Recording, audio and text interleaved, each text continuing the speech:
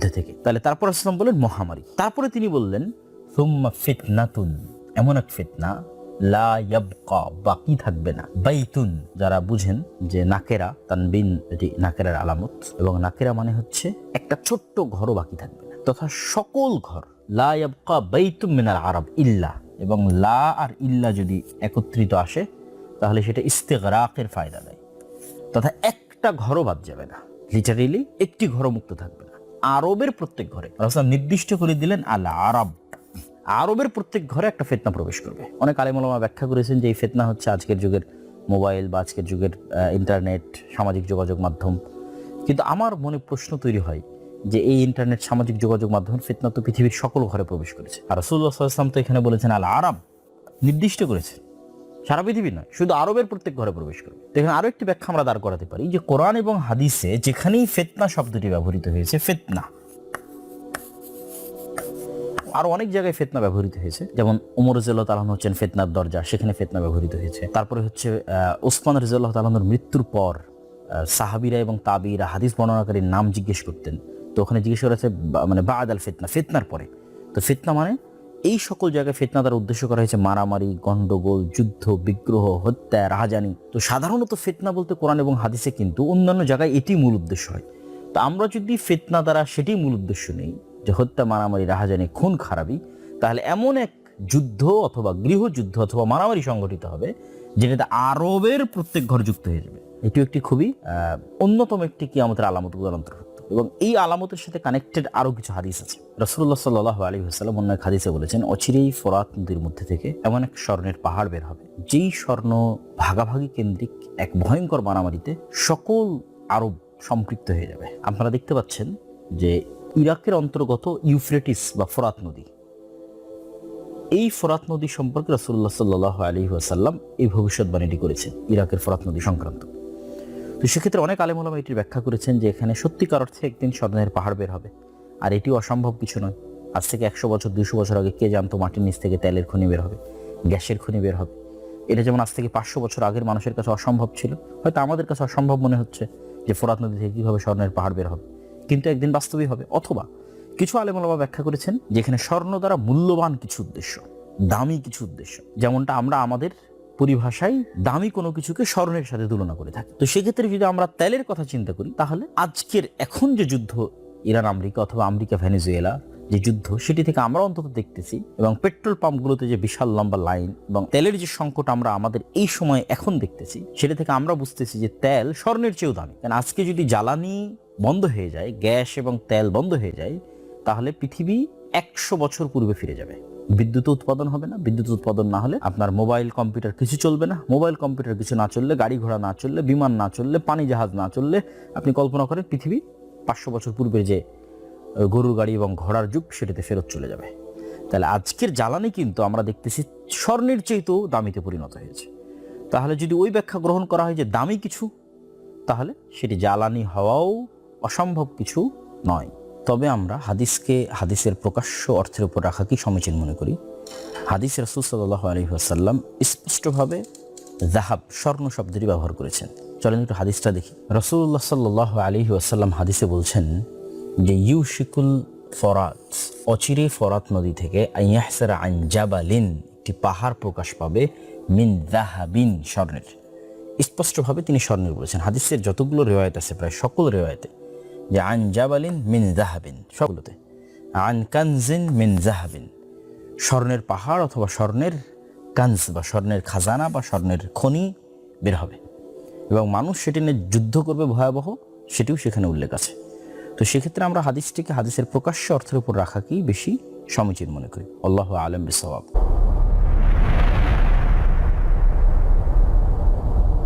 তো সেক্ষেত্রে এমন এক যুদ্ধ, যেই যুদ্ধে সকল আরব জড়িত হয়ে যাবে, এটির কথা রাসূলুল্লাহ সাল্লাল্লাহু আলাইহি ওয়াসাল্লাম বলছেন। তারপর রাসূলুল্লাহ সাল্লাল্লাহু আলাইহি ওয়াসাল্লাম বললেন হুদনাতুন। হুদনাতুন শব্দের অর্থ হচ্ছে চুক্তি। বাইনাকুম, তোমাদের মধ্যে, ওয়া বাইনা বানিল আসফার।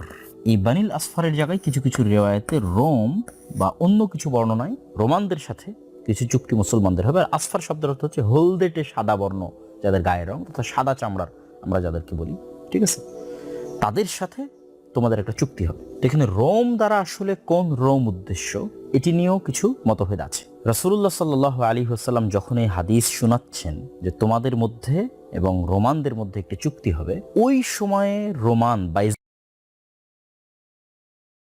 হবে এবং মানুষ সেটি নিয়ে যুদ্ধ করবে ভয়াবহ, সেটিও সেখানে উল্লেখ আছে। তো সেক্ষেত্রে আমরা হাদিসটিকে হাদিসের প্রকাশ্য অর্থের উপর রাখাকেই বেশি সমীচীন মনে করি। আল্লাহু আ'লাম বিসওয়াব।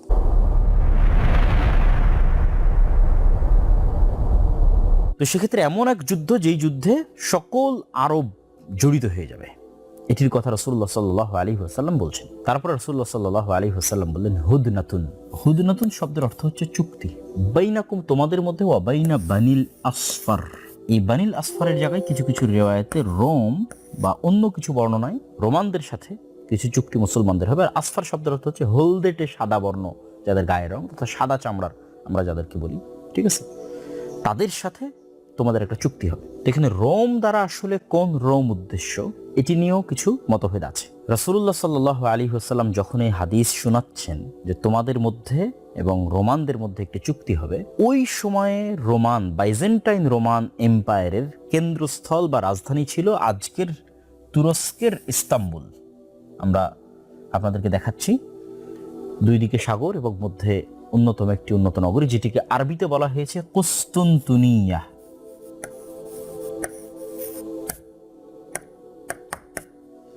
এবং ইংরেজিতে বলা হয় কনস্টান্টিনোপল, এবং আমরা চিনি ইস্তাম্বুল নামে। আর যদি আমরা সরাসরি রোম দ্বারা ইতালির রাজধানী রোম ধরি, এই যে ইতালি এবং ইতালির রাজধানী রোম, এটি যদি আমরা গণ্য করি, অনেকে এটিকে ব্যাখ্যা করেছেন, তাহলে ওখানে ইস্তাম্বুল এবং এখানে রোম। যে সময় রাসূল সাল্লাল্লাহু আলাইহি ওয়াসাল্লাম এই হাদিসটি বলছেন, ওই সময়ে বাইজেন্টাইন রোমান এম্পায়ারের অধিকাংশ ছিল অর্থোডক্স খ্রিস্টান। যেমন সহিহ বুখারীর যে হাদিসগুলোতে প্যাট্রিক বা প্যাট্রিয়ক, এই প্যাট্রিয়ক কিন্তু ইতালির রোমে না, ইতালির রোমে আছে পোপ, আর প্যাট্রিয়ক আছে কোথায়, সেটি হচ্ছে রাশিয়া। এই যে আমরা মস্কো দেখতে পাচ্ছি, রাশিয়া, এবং রাশিয়ার প্রেসিডেন্ট ভ্লাদিমির পুতিন, তিনিও অর্থোডক্স খ্রিস্টান পাদ্রীদের দ্বারা অনেক বেশি প্রভাবিত। তাহলে যেই সময় রাসূল সাল্লাল্লাহু আলাইহি ওয়াসাল্লাম বলছেন, ওই সময় বাইজেন্টাইন এম্পায়ার, যেটা তুরস্কের রাজধানী ইস্তাম্বুল, যেটা আমরা আপনাদেরকে ইন্ডিকেট করে দিলাম, আর ইতালির রাজধানী রোম আর এই মস্কো। তো রোম দ্বারা যদি ইতালির রাজধানী রোম উদ্দেশ্য হয়, তাহলে পুরো ইউরোপ। আর যদি আমরা অর্থোডক্স খ্রিস্টান উদ্দেশ্য নেই, তাহলে রাশিয়া। তো যখন রোমানদের সাথে মুসলমানদের একটি চুক্তি হবে, তখন তারা একত্রিত অবস্থায় তৃতীয় আর এক শত্রুর বিরুদ্ধে যুদ্ধ করবে। এটি ইন্ডিকেট করা খুব কঠিন যে সেই তৃতীয় শত্রু কারা। মানে আমরা যদি আজকের বিশ্ব ব্যবস্থা অনুযায়ী চিন্তা করি, এটাই যে সংগঠিত হবে তা কিন্তু নয়। আজ থেকে 1000 বছর আগে পৃথিবীর বিশ্ব ব্যবস্থা এরকম ছিল না, আজ থেকে 500 বছর আগে পৃথিবীর বিশ্ব ব্যবস্থা এরকম ছিল না।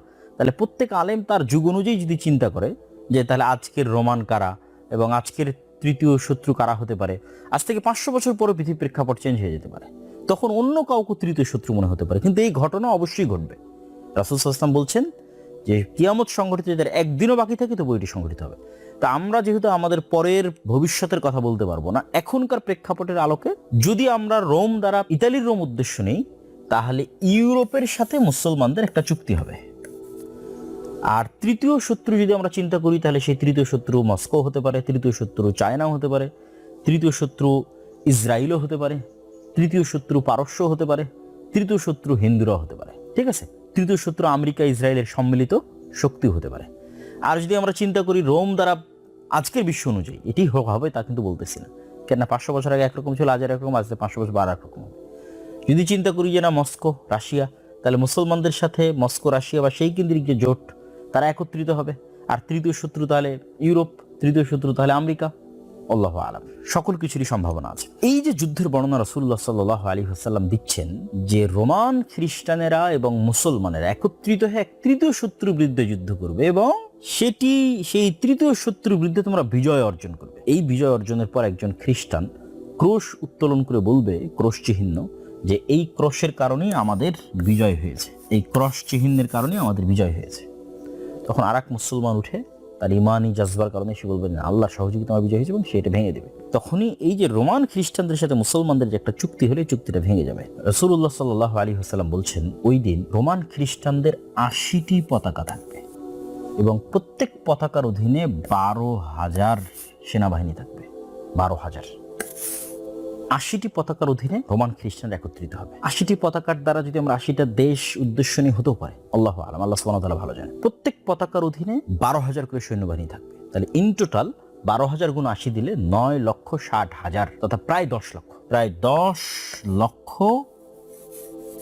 নগদ ইনফ্যান্ট্রি তথা একদম যোদ্ধা তারা মুসলমানদের মুখোমুখি হবে। কোন জায়গায় মুখোমুখি হবে এটি রাসূল সাল্লাল্লাহু আলাইহি ওয়াসাল্লাম অন্য আর এক হাদিসে বলে দিয়েছেন। তিনি বলেছেন, ততদিন পর্যন্ত কিয়ামত হবে না যতদিন তোমরা এবং রোমানরা মুখোমুখি না হচ্ছ আমাক এবং দাবেক নামক জায়গায়। চলুন দেখে আসি সেই জায়গাটা কোথায়।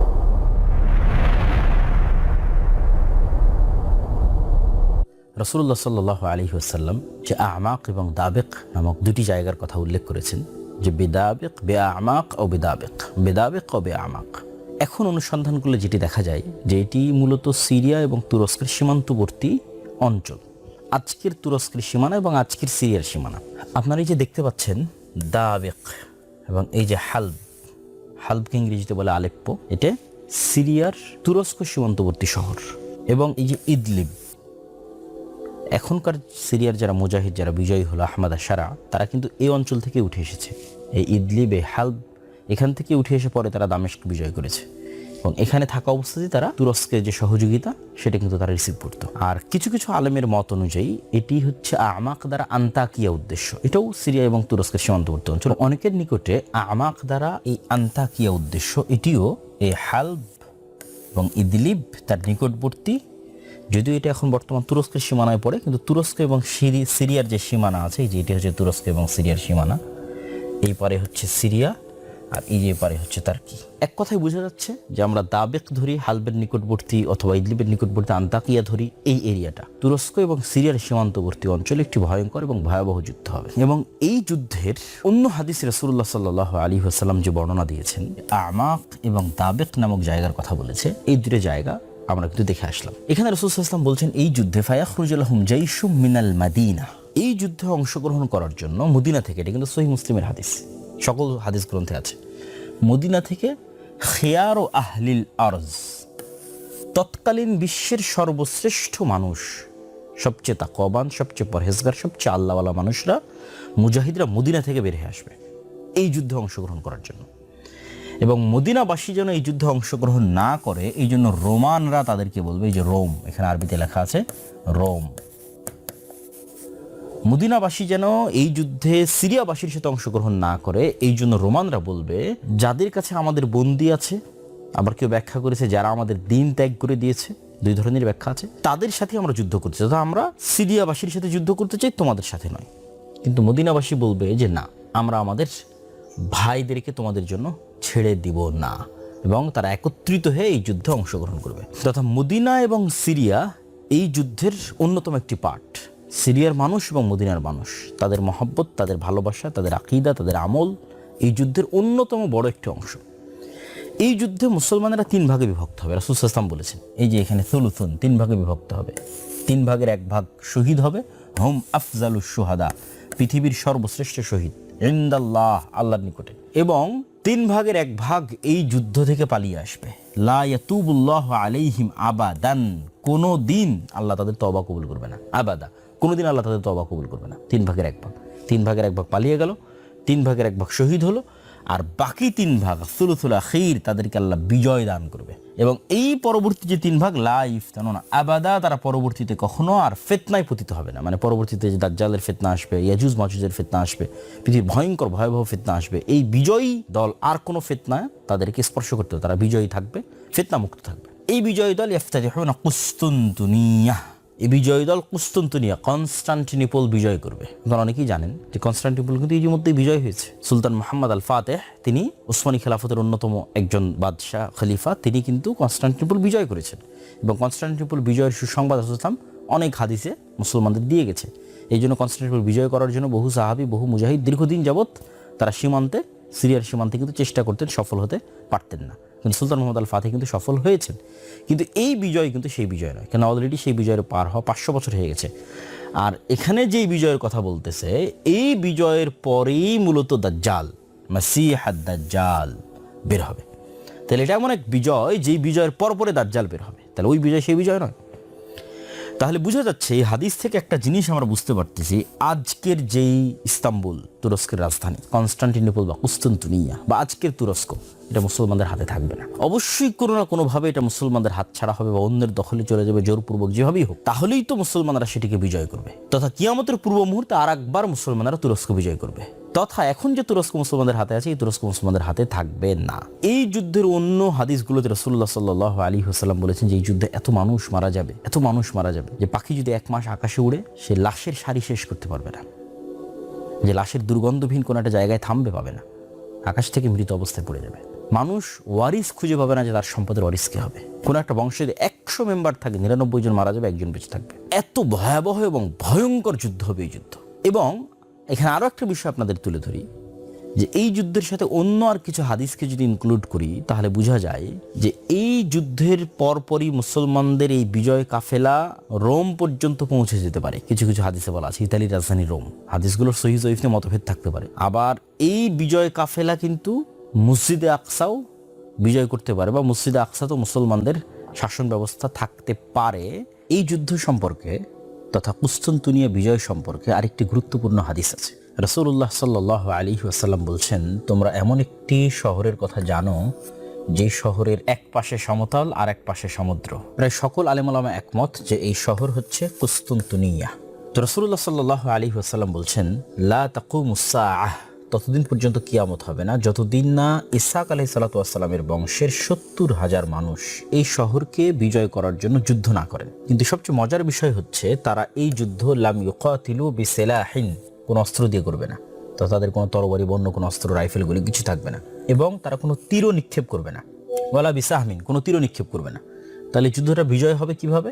তারা শুধু লা ইলাহা ইল্লাল্লাহ আল্লাহু আকবার এই আওয়াজ দিবে এবং এই আওয়াজে শহরের দেওয়াল পড়ে যাবে, প্রথম আওয়াজে প্রথম, দ্বিতীয়, তৃতীয়, এবং এইভাবে তাদের জন্য এই শহরে প্রবেশ সহজ হবে এবং এই সহজকে তারা বিজয় করবে। তো আলেম ওলামাদের ব্যাখ্যা অনুযায়ী যে রোমে তথা সিরিয়া এবং তুরস্কের সীমান্তবর্তী অঞ্চলে রোমানদের সাথে যে ভয়ঙ্কর যুদ্ধটা হবে, ওই যুদ্ধে বিজয়ের পর মুসলমানেরা যখন কুস্তান্তনিয়া শহরে প্রবেশের জন্য যাবে, কেননা এখন যেখানে রোমানদের সাথে যুদ্ধের যে জায়গাটা আমরা দেখতেছি সেখান থেকে কুস্তান্তনিয়া শহর কিন্তু অনেক দূরে।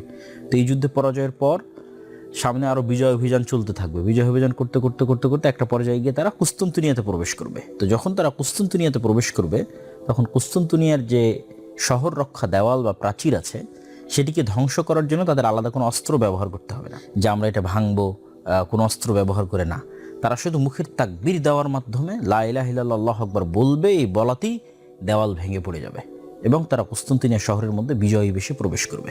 এখানে যে যুদ্ধ, এই যুদ্ধের পরপরই মুসলমানেরা তাদের গনিমতের মাল বন্টনের জন্য তাদের তরবারিকে জাইতুন গাছের সাথে ঝুলিয়ে রাখবে, এবং জাইতুন গাছের সাথে ঝুলিয়ে রাখার পরপরই এই যে সুয়ুফাহুম বিজাইতুন, এটার থেকে অনেক উদ্দেশ্য নিয়েছেন যে এই যুদ্ধটা তরবারি দেওয়া হবে। তরবারি জাইতুন গাছে ঝুলিয়ে থাকবে, শয়তান চিৎকার করে বলবে তোমাদের বাড়িতে দাজ্জাল প্রবেশ করে গেছে।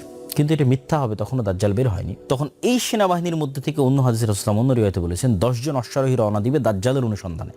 আল্লাহ নবী বলছেন ওই 10 জনের নাম, তাদের বাপ দাদার নাম, তাদের ঘোড়া, তাদের গায়ের রং সব আমি বলে দিতে পারবো। তো তারা যখন দাজ্জালের অনুসন্ধানে রওনা দিবে, ইতিমধ্যেই সত্যি সত্যি দাজ্জাল তথা এই মুজাহিদরা রিটার্ন ব্যাক যখন দামেশকে করবে, ততদিনে সত্যি সত্যি দাজ্জাল বের হয়ে যাবে।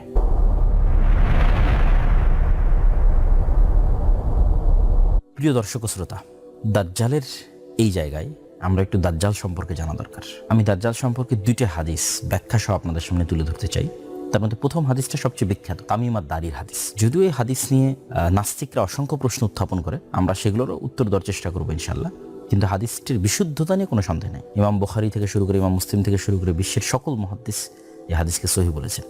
তামিম আদ-দারি নামক একজন জনৈক সাহাবী, তিনি রাসূলুল্লাহ সাল্লাল্লাহু আলাইহি ওয়াসাল্লামের নিকটে এসে তার সাথে দাজ্জালের যে সাক্ষাতের এক ব্যতিক্রম বর্ণনা, সেই ব্যতিক্রম বর্ণনাটি তুলে ধরেছে। সেই ব্যতিক্রম বর্ণনা শুরু হয়, তারা একটি সামুদ্রিক নৌকায় আরোহণ করে, প্রায় 30 জন মানুষ সহ। 30 জন মানুষ সহ একটি সামুদ্রিক নৌকায় আরোহণ করে। সামুদ্রিক নৌকায় আরোহণ করার পর শাহরান, প্রায় 1 মাস লাইবা বিহিমুল মাউজ, ঝড় বৃষ্টি তুফানের কারণে যে আকাশে তারা এবং চাঁদ দেখে তারা যে দিক ঠিক করতো এবং দিক ঠিক করে যে সফর করতো, এটা তাদের পক্ষে করা সম্ভব হয় না। তথা কোন দিকে নৌকা যাচ্ছে ঝড় বৃষ্টি এবং ঢেউয়ের তাণ্ডবে সেটা তারা বুঝতে পারতেছে না। 1 মাস পর যখন মোটামুটি একটু ঠান্ডা হলো, ঝড় বৃষ্টি একটু কমে গেল, তখন তারা একটি দ্বীপে পৌঁছে গেল। এই দ্বীপে ঢোকার মুখেই তারা দেখছে দাব্বাতুন, আরবিতে দাব্বাতুন মানে দাব্বা দিব্বু, জমিনে মাটিতে চলে এরকম প্রাণীকে দাব্বাতুন বলা হয়। এবং আল্লাহ সুবহানাহু ওয়া তাআলা কোরআন মাজিদে অন্য আরেক জায়গায় বলেছেন, ওমা মিন দাব্বাতিন ফিল আরদি ইল্লা আলাল্লাহি রিজকুহা, তথা পৃথিবীতে বিচরণশীল প্রত্যেক প্রাণীর রিজিকের দায়িত্ব আল্লাহর। ওখানেও কিন্তু দাব্বা ব্যবহার করা হয়েছে। এবং আরেকটি বিষয় মাথায় রাখতে হবে, কিয়ামতের পূর্ব মুহূর্তে দাব্বাতুল আরজ নামে একটা প্রাণী বের হবে, এটাও কিয়ামতের আলামতগুলোর একটি। অসংখ্য সহিহ হাদিস আছে যেটা দাজ্জালেরও পরবর্তীতে ঘটবে, যে দাব্বাতুল আরজ বের হবে। তো ওই জাজিরা তথা ওই দ্বীপে প্রবেশের মুখে তারা একটি প্রাণী দেখলো, যে প্রাণী কাসীরু শার, প্রচুর পরিমাণে চুল দিয়ে ঢাকা। এত বেশি পরিমাণে চুল দিয়ে ঢাকা যে তারা বলতেছে যে তারা মিন কবুলিহি আও মিন দুবুরিহি লা ইয়াদরুনা, বুঝা যাচ্ছে না মা কবুলুহু মিন দুবুরিহি, তার মুখ কোন দিকে তার পিছন কোন দিকে, এটা তার অত্যাধিক চুলের কারণে বোঝা যাচ্ছে না। তো এই সাহাবীরা তামিম আদ-দারি এবং তার যে সঙ্গী সাথী, তারা কিন্তু তখনও মুসলমান হয়নি। তারা কিন্তু এই ঘটনা দেখে এসে মুহাম্মদ সাল্লাল্লাহু আলাইহি ওয়াসাল্লামের কাছে ইসলাম গ্রহণ করেছে। তারা তাকে জিজ্ঞেস করছে মা আনতি, এই যে আনতি যারা আরবি জানেন তারা বুঝেন যেটা মুআন্নাস সূচক শব্দ ব্যবহার হয়, তথা তাকে তারা মহিলা তথা স্ত্রীলিঙ্গ বাচক শব্দ ব্যবহার করেছে, তথা তার আকার আকৃতির মধ্যে অবশ্যই মহিলাবাচক কিছু ছিল বা মহিলার কোনো আলামা ছিল। এবং সেও যখন উত্তরে বলেছে আনাল জাসসাসা, আমি হচ্ছি গোয়েন্দা, তা একটা প্রাণী কথা বলতেছে, জন্তু জীব জানোয়ার কথা বলতেছে, কি বলতেছে? সে গোয়েন্দা। সেম ঘটনা কিয়ামতের পূর্ব মুহূর্তে ঘটবে, যে একটা দাব্বাতুল আরজ বের হবে, যেই দাব্বাতুল আরজ, যেই জানোয়ার জন্তু মানুষের সাথে কথা বলবে। তো এই হাদিসের একটা ব্যতিক্রম পাঠ হচ্ছে জীব জন্তু জানোয়ার মানুষের সাথে কথা বলতেছে এবং সে নিজেকে গোয়েন্দা হিসেবে পরিচয় দিচ্ছে। তথা দাজ্জালের পৃথিবীর তথ্য সংগ্রহের যে সেন্টার, দাজ্জাল পৃথিবীর যে তথ্যগুলো সংগ্রহ করে তার মাধ্যম হচ্ছে সে। তো এটা নিয়েও নাস্তিকদের অনেক বক্তব্য আছে যে একটা প্রাণী কিভাবে কথা বলে। তো আমি সবসময় কোরআন এবং হাদিসের সায়েন্স দিয়ে ব্যাখ্যা এই দিকে আমি যাওয়ার চেষ্টা করি না। আমি চেষ্টা করি কি, যে সায়েন্স যদি এইটা করতে পারে তাহলে আল্লাহ কি করতে পারে। বিশেষ করে আল্লাহর পথে যাত্রা বই এই জিনিসটার প্রতি ফোকাস দেওয়া হয়েছে, যে আল্লাহ সুবহানাহু তাআলার কথা এবং রাসূলের কথা নুসুস নাস ওইভাবেই বজায় রাখা সম্ভব যদি শুধু আমি চিন্তা করি যে মানুষের পক্ষে যদি এটা সম্ভব হয়, আল্লাহর পক্ষে কেন সম্ভব নয়। মানুষের তৈরি রোবট যার মধ্যে রূহ নাই, সে কথা বলতেছে। আপনি জেমিনির সাথে কথা বলেন, চ্যাটজিপিটির সাথে কথা বলেন, সেই ইনস্ট্যান্ট আপনার কথার উত্তর দিচ্ছে। একটা যন্ত্র আমার সাথে কথা বলছে কৃত্রিম বুদ্ধিমত্তা কাটিয়ে।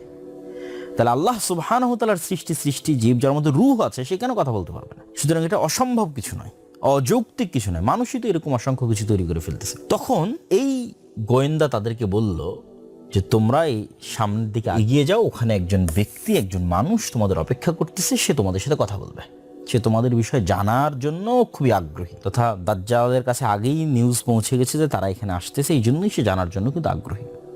আর এই নিউজ হয়তো তার এই জাসসাসার মাধ্যমে পৌঁছেছে। তো এই আরবের মানুষগুলো তারা চিন্তা করতেছে যে এই জীবজন্তু জানোয়ার আমাদের সাথে কথা বলতেছে, এই মনে হয় ভূত জিন। এই যে এখানে লেখেন আংতা কুনা শাইতানা, আমরা মনে করছি মানে জিন শয়তান। নাহলে একটা গরু কীভাবে আমার সাথে কথা বলতে পারে, একটা খাসি কীভাবে আমার সাথে কথা বলতে পারে, জীবজন্তু জানোয়ার কীভাবে আমার সাথে কথা বলতে পারে। তো তাকে আমরা জিন শয়তান মনে করে ভয়ে পালিয়ে যেতে থাকলাম, যে যাক একটা মানুষ তো অন্তত আছে, আগে মানুষের সাথে দেখা করি। তো আমরা সেরান খুব দ্রুত যেতে থাকলাম ওই মানুষের সাথে সাক্ষাতের জন্য।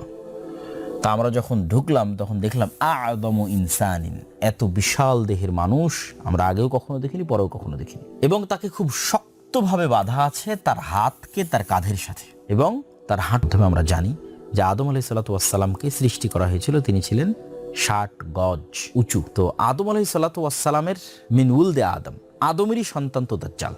তাহলে আদম আলাইহিস সালাতু ওয়াস সালাম যে বিশাল দেহের অধিকারী, এখন যদি আদম আলাইহিস সালাতু ওয়াস সালাম আমাদের সামনে আসে আমরা কিন্তু আশ্চর্য হয়ে যাব, কেন মানুষের সাইজ খাটো হতে হতে হতে হতে হতে আমরা এই পর্যায়ে চলে এসেছি। তাহলে আদমের সন্তান দাজ্জাল বিশাল দেহের অধিকারী হলে অস্বাভাবিক কিছু না, অসম্ভব কিছু না, মানে ইললজিক্যাল কিছু নয়, লজিক্যাল, বিশ্বাস করার মতো এবং বিশ্বাসযোগ্য। তো আমরা এই বিশাল দেহের অধিকারী মানুষকে দেখলাম, ওয়াইলাক মা আনতা, এই তুমি কে? তখন সে বলে যে তোমরা তো আমার খবর জানবেই, তোমরা আগে বলো তোমরা কারা। মানে দাজ্জাল বলছে আমি কে এটা তোমরা জানবেই, তোমরা আগে বলো তোমরা কারা। তা আমরা বললাম যে আমরা এরকম আরবের মানুষ, এভাবে আমরা সফর করেছিলাম, পুরো ঘটনা তাকে শোনালাম। দাজ্জাল তখন এই আরবের মানুষদেরকে 4টে বিষয় সম্পর্কে জিজ্ঞেস করেছে। 1 নাম্বার হচ্ছে নাখলে বাইসান, 2 নাম্বার হচ্ছে বহাইরা আত-তাবারিয়া, 3 নাম্বার হচ্ছে আইনে জোগার, এবং 4 নাম্বার হচ্ছে আন নাবিয়িল উম্মিয়িন। এই 4টে বিষয় সম্পর্কে সে জিজ্ঞেস করেছে। নাখল বাইসান, এটা একটা খেজুর বাগান, বাইসানের খেজুর বাগান সম্পর্কে আমাকে বলো। বুহাইরা তাবারিয়াহ, এটা একটা লেক, এই লেক সম্পর্কে আমাকে বলো। আইনে জোগার, এটা একটা ঝর্ণা, এই ঝর্ণা সম্পর্কে আমাকে বলো। আর যারা পড়া লেখা জানে না, লেখা জানেন না, এই রকম নবী, আমাদের মুহাম্মদ সাল্লাল্লাহু আলাইহি ওয়াসাল্লাম কিন্তু পড়তেও পারতেন না, লিখতেও পারতেন না, সেই নবী সম্পর্কে আমাকে সংবাদ দাও। তো এই চারটার মধ্যে তিনটা খুবই ইম্পর্টেন্ট, নাখলে বাইসান, বুহাইরা তাবারিয়া, আইনে জোগার, এই তিনটা চলেন আমরা একটু দেখে আসি।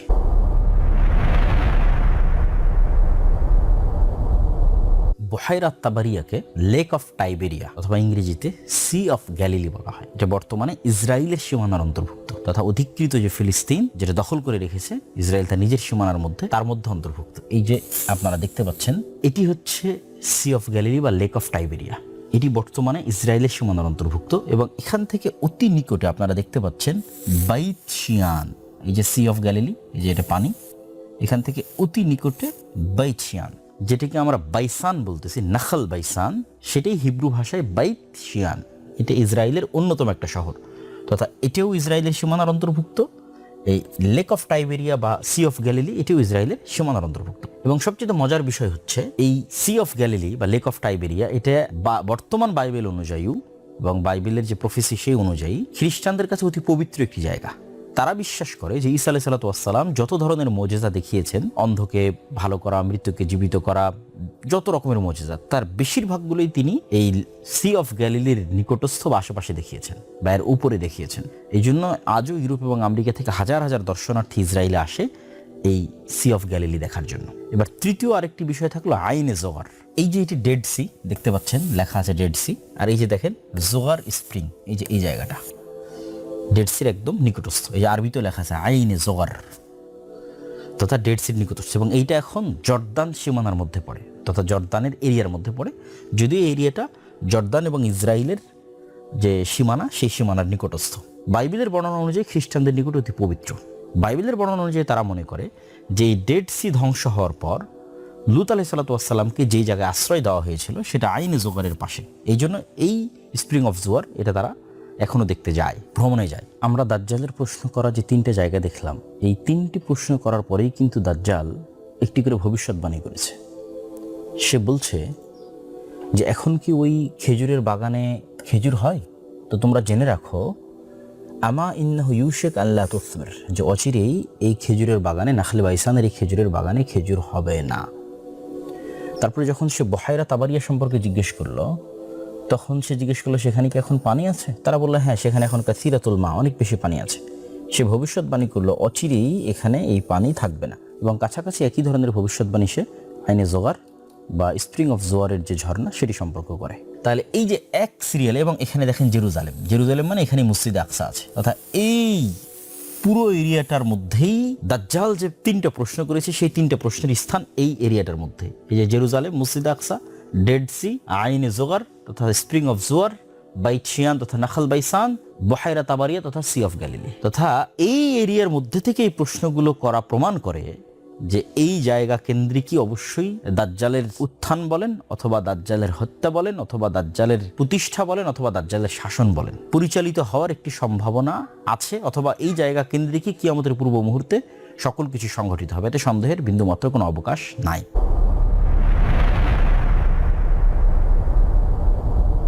এখানে আর একটি হাদিস বলিনি, রাসূল সাল্লাল্লাহু আলাইহি ওয়াসাল্লাম বলেছেন উমরানু বাইতুল মাকদিস, তথা বাইতুল মাকদিসের আবাদ হওয়া, খরাবু ইয়াসরিব, মদিনার বিরান হওয়া, ওয়া খারাবু ইয়াসরিব, আর মদিনার বিরান হওয়া, খুরুজুল মালহামা, ভয়ঙ্কর যে যুদ্ধ, সেই যুদ্ধের আবির্ভাব, কিয়ামতের পূর্ব মুহূর্তের যে যুদ্ধ, যেটা বিশেষ করে যে যুদ্ধটা আমরা দেখলাম রোমানদের সাথে আমাক এবং দাবেক নামক জায়গায়, সেই যুদ্ধ।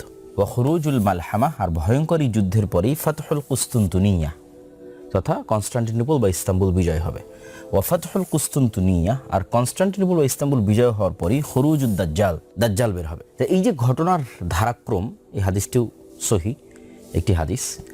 এই ঘটনার ধারাক্রমের যেটি প্রথম বাক্য, এটি নিয়েই আধুনিক যুগে অনেক আলোচনা হচ্ছে। কেউ কেউ এটির ব্যাখ্যা করেছে যে ওমরানু বাইতুল মাকদিস মানে পলিটিক্যালি মসজিদে আকসা বা জেরুজালেম, এটি একটি অ্যাক্টিভ সিটি, শহর হবে।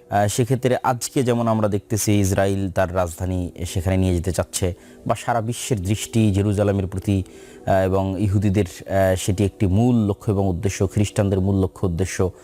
এটিকেও অনেকেই বলতেছে যে এটাই হচ্ছে ওমরান বাইতুল মাকদেস তথা গ্রেটার ইসরায়েল তৈরি হবে এবং গ্রেটার ইসরায়েলের রাজধানী হবে এটি। যদিও আমার কাছে ব্যক্তিগতভাবে মনে হয়, আল্লাহু আলাম বিসওয়াব, আল্লাহ ভালো জানে, যে এটি ওমরান বাইতুল মাকদেস দ্বারা উদ্দেশ্য নয়, বরং আমার ধারণা, আমার মনে হয় আল্লাহু আলাম, যে গ্রেটার ইসরায়েলও কোনোদিন তৈরি হবে না, এবং ওমরান বাইতুল মাকদেস দ্বারা অর্থ হচ্ছে মুসলমানদের খেলাফাতের কেন্দ্রবিন্দু হবে মসজিদ আকসা তথা কিয়ামতের পূর্ব মুহূর্তে, এবং মালহামা এবং ইমাম মাহদি তাদের বের হওয়ার পূর্বেই, অথবা ইমাম মাহদির নেতৃত্ব হতে পারে, একটি খেলাফা বা একটি ইমারা প্রতিষ্ঠিত হবে মসজিদ আকসা এবং জেরুজালেম কেন্দ্র করে, তথা মসজিদ আকসা এবং জেরুজালেম পুনরায় মুসলমানরা বিজয় করবে। এটা দাজ্জাল এবং ঈসা আলাইহিস সালাম আসার পূর্বের কথাই আমি বলতেছি। তথা এখনকার যে অবস্থা, সিচুয়েশন, এই সিচুয়েশন থাকবে না। এবং তখনই মুসলমানদের যেহেতু পলিটিক্যাল সেন্টার এক সময় ছিল মদিনা, তারপরে সেই পলিটিক্যাল সেন্টার আবু বকর, ওমর, ওসমান, আলী, ওসমান রাদিয়াল্লাহু আনহু পর্যন্ত পলিটিক্যাল সেন্টার ছিল মদিনা, তারপরে সে পলিটিক্যাল সেন্টার চলে গেছে কুফা, কুফা হয়ে বাগদাদ, বাগদাদ হয়ে কুফা হয়ে দেমাশক, দেমাশক হয়ে বাগদাদ, এবং বাগদাদ হয়ে ইস্তাম্বুলের রাজধানী, তুরস্কের রাজধানী ইস্তাম্বুল। এগুলোই মোটামুটি বড় মুসলমানদের পলিটিক্যাল হিস্ট্রিতে বড় রাজনৈতিক রাজধানী ছিল। কিন্তু কখনো জেরুজালেম মুসলমানদের পলিটিক্যাল হিস্ট্রিতে কেন্দ্রীয় ভূমিকায় ছিল না। তো অচিরে একটা সময় আসবে যখন মুসলমানদেরই ক্ষমতার কেন্দ্রীয় ক্ষমতায় কেন্দ্রস্থলে থাকবে জেরুজালেম বা মসজিদ আকসা, এবং মুসলমানদের ব্যাপক আকারে আবাদি ওই মসজিদ আকসা কেন্দ্রিক হওয়ায়, মুসলমানদের ফোকাস ব্যাপকভাবে মসজিদ আকসা কেন্দ্রিক হওয়ায় হয়তো মদিনা বিরান হয়ে যেতে পারে, আল্লাহু আলাম। এই হাদিসের অর্থ কিভাবে বাস্তবায়ন হবে, কোনটা সঠিক, সেটির ব্যাখ্যা আল্লাহ সুবহানাহু ওয়া তাআলা ভালো জানেন। তো আমি আমার যেটি চিন্তাধারা সেটি তুলে ধরলাম, এবং এটার পিছনে সরাসরি কোনো সহিহ হাদিস থেকে দলিল দেওয়া সম্ভব নয়, তবে গাজওয়াতুল হিন্দ সংক্রান্ত কিছু জয়ীফ হাদিস থেকে এটির সাপোর্ট পাওয়া সম্ভব, যেখানে বলা আছে যে মসজিদে আকসার খলিফা, জেরুজালেমের খলিফা এক সেনাবাহিনী পাঠাবেন গাজওয়াতুল হিন্দ করার জন্য, এবং হিন্দ থেকে হিন্দের যারা বাদশাহ তাদেরকে জিঞ্জিরাবদ্ধ করে মসজিদে আকসায় আনা হবে, এবং তারপরেই তাদের সাক্ষাৎ হবে ইমাম মাহদি বা দাজ্জাল তাদের সাথে। তো সেখানে বলা আছে যে মসজিদে আকসা থেকে এই সেনাবাহিনী রওনা দিবে, তথা বোঝা যাচ্ছে যে মসজিদে আকসা তারও আগে, তথা ঈসা আলাইহিস সালাম আসার পূর্বেই, দাজ্জাল আসার পূর্বেই মসজিদে আকসা মুসলমানরা বিজয় করবে, আল্লাহু আলাম। এবং এটার আরেকটি আমরা চিন্তা চেতনা নিতে পারি যে মাসিহ তখনই হয় যখন বিপদ থেকে উদ্ধারকারী হয়। তাহলে প্রথম মাসিহ হচ্ছে মাসিহ আদ-দাজ্জাল। সে কাদেরকে বিপদ থেকে উদ্ধার করবে? ইহুদিদেরকে বিপদ থেকে উদ্ধার করবে। তো ইহুদিরা যদি বিপদে না পড়ে, মাসিহ আদ-দাজ্জাল কেমনে তাদের বিপদ থেকে উদ্ধারকারী হবে? আর সেকেন্ড মাসিহকে ঈসা মাসিহ, সে কাদেরকে বিপদ থেকে উদ্ধার করবে? উম্মতে মুহাম্মাদীকেও বিপদ থেকে উদ্ধার করবে। উম্মতে মুহাম্মাদীরা তখন কার বিপদে থাকবে? দাজ্জালের বিপদে থাকবে, কেন তখন সকল ক্ষমতা, সকল পাওয়ার দাজ্জালের হাতে। আরও একটি পয়েন্ট আপনাদের মাথায় নিতে হবে যে দাজ্জাল রাগান্বিত অবস্থায় বের হবে, তথা দাজ্জাল যখন দেখবে যে মুসলমানদের বিজয়ের পর বিজয়, কোনো মতেই মুসলমানদের বিজয় থামানো যাচ্ছে না, রোমে বিজয়, কুস্তুনতুনিয়া বিজয়, তারপরে মসজিদে আকসা বিজয়, ভারত বিজয়, বিজয়ের পর বিজয়, এগুলো আগেই হবে।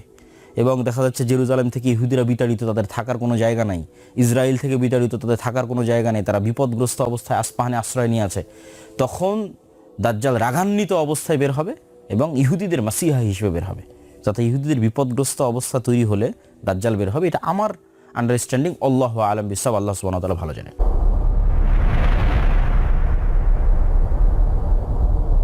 এবার দাজ্জালের কার্যক্রম এবং দাজ্জাল পৃথিবীতে কি করবে এবং দাজ্জাল কয়দিন থাকবে এবং তারপরে কি হবে, এটার একটা বিস্তারিত আমাদের দেখাই। রাসূলুল্লাহ সাল্লাল্লাহু আলাইহি ওয়াসাল্লাম দাজ্জাল সম্পর্কে আরেকটি বিস্তারিত হাদিসে, পুরো হাদিসের আমরা অনুবাদ করব না, মূল অংশগুলো আপনাদের দেখাই। আরেকটি বিস্তারিত হাদিসে রাসূলুল্লাহ সাল্লাল্লাহু আলাইহি ওয়াসাল্লাম বলছেন যে আমি জীবিত থাকা অবস্থায় যদি দাজ্জাল বের হয় তাহলে আমি তো তোমাদের জন্য যথেষ্ট, দাজ্জালের জন্য। আর যদি আমি জীবিত থাকা অবস্থায় বের না হয় তাহলে আল্লাহ সুবহানাহু ওয়া তাআলা, আল্লাহু খলিফাতি আলা কুল্লি মুসলিম, প্রত্যেক মুসলমানের দায়িত্ব আল্লাহর উপর।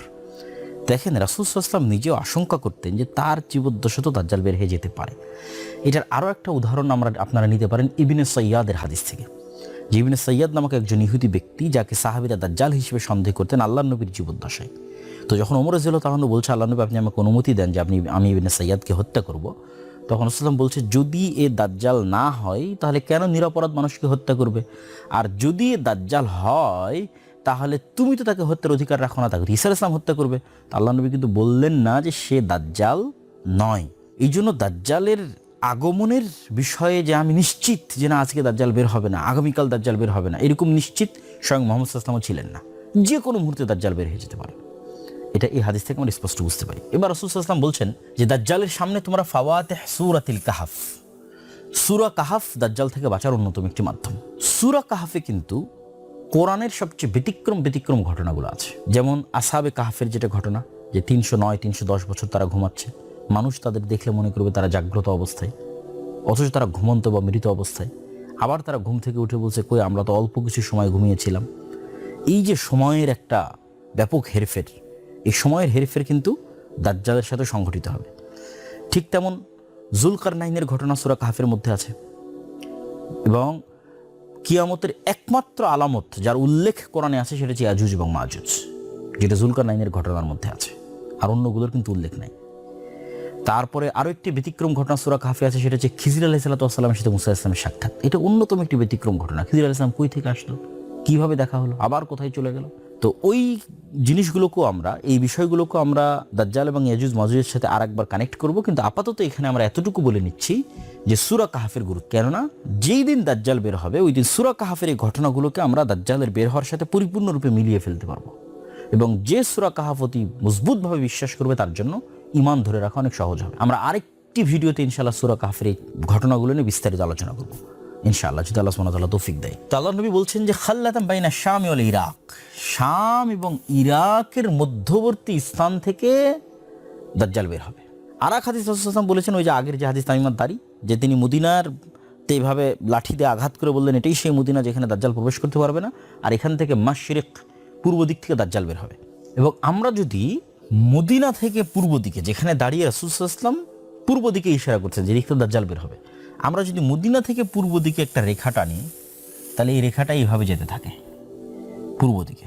তার মধ্যে সৌদি আরবের এই অঞ্চলগুলোও পড়বে, সৌদি আরবের রিয়াদ অঞ্চলও পড়বে, তারপরে বাহরাইন, কাতার, তারপরে যে পারস্য উপসাগর যেখানে এখন যুদ্ধ চলতেছে, তারপরে এই বিশাল ইরান, বিশাল খোরাসান, তারপর বিশাল পাকিস্তান, যেতেই থাকবে পূর্ব দিকে। রাসূল বলছেন পূর্ব দিক থেকে দাজ্জাল বের হবে। তিনি মদিনাতে দাঁড়িয়ে বললেন পূর্ব দিক থেকে দাজ্জাল বের হবে। এবং এখানে আমরা আরেকটা রেখা টেনে আপনাদের দেখাই, এটা হচ্ছে মক্কা কাবা, এটা হচ্ছে মদিনার, এখানে আছে জেরুজালেম। এটা কিন্তু এক সিরিয়ালে কাছাকাছি। এই এরিয়াগুলোতে দাজ্জালের প্রচুর পরিমাণে চলাফেরা হবে এবং কিয়ামতের পূর্ব মুহূর্তের সকল ঘটনা এই এরিয়ায় সংঘটিত হবে। এটা আমরা শেষ মুহূর্তে গিয়ে আরও ক্লিয়ার করব। কিন্তু এই এরিয়া সম্পূর্ণরূপে ফিতনামুক্ত থাকবে, মদিনা এবং মক্কা সম্পূর্ণরূপে ফিতনামুক্ত থাকবে। তো রাসূলুল্লাহ সাল্লাল্লাহু আলাইহি ওয়াসাল্লাম বললেন যে দাজ্জাল পৃথিবীতে থাকবে 40 দিন। তার প্রথম দিন হবে 1 বছরের সময়, তার দ্বিতীয় দিন হবে 1 মাসের সময়, তার তৃতীয় দিন হবে 1 সপ্তাহের সময়, আর তার বাকি দিনগুলো হবে স্বাভাবিক দিনের সময়। এটা একটা ব্যতিক্রম, অত্যন্ত ব্যতিক্রম, যে পৃথিবীর একটা দিন পৃথিবীর 1 বছরের সমান হবে। কেমনে সম্ভব?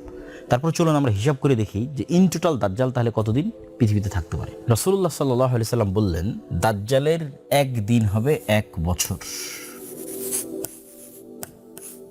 তারপরের দিন হবে 1 মাস, তারপরের দিন হবে 1 সপ্তাহ। এবং যেহেতু সে 40 দিন থাকবে, তাহলে 40 দিনের মধ্যে অলরেডি আমরা 3 দিন বাদ দিয়ে দিয়েছি। তাহলে আর বাকি যে স্বাভাবিক দিন থাকবে, সে স্বাভাবিক দিনের সংখ্যা কত হবে? সে স্বাভাবিক দিনের সংখ্যা হবে 37 দিন। এখন যদি আমরা ইন টোটাল যোগ করি যে কত দাঁড়ায়, তাহলে আমরা এখানে যোগ করতে পারি 30 দিন, 7 দিন, 37 দিন। তার 1 মাস সমান 30 দিন, 1 সপ্তাহ সমান 7 দিন, এবং বাকি যে 37 দিন, এই 37 দিন যদি আমরা গণনায় নিয়ে আসি, তাহলে সেক্ষেত্রে হয় 74 দিন, আর এখানে থাকতেছে 1 বছর। তাহলে 1 বছর 74 দিন সমান, তথা 1 বছর 2 মাস 14 দিন। তবে এখানে আরেকটা প্রশ্ন মাথায় কাজ করতে পারে যে দিন যদি 1 মাসের 1 বছরের হয়, দিন যদি 1 মাসের হয়, দিন যদি 1 সপ্তাহের হয়, রাত কত দিনের হতে পারে? আল্লাহ সুবহানাহু ওয়া তাআলা ভালো জানেন। এই হাদিসে রাসূলুল্লাহ সাল্লাল্লাহু আলাইহি ওয়াসাল্লাম দাজ্জাল সম্পর্কে আরও গুরুত্বপূর্ণ 2টি তথ্য দিয়েছেন। একটি হচ্ছে তার শারীরিক অবকাঠামো সম্পর্কে, আরেকটি তার সফরের দ্রুততার সম্পর্কে। রাসূলুল্লাহ সাল্লাল্লাহু আলাইহি ওয়াসাল্লাম তার শারীরিক অবকাঠামো সম্পর্কে বলেন যে সে হবে কোঁকড়ানো চুল বিশিষ্ট এবং তার 1 চোখ হবে একটু উঁচু কানা। কোঁকড়ানো চুল বিশিষ্ট এবং 1 চোখ হবে উঁচু কানা।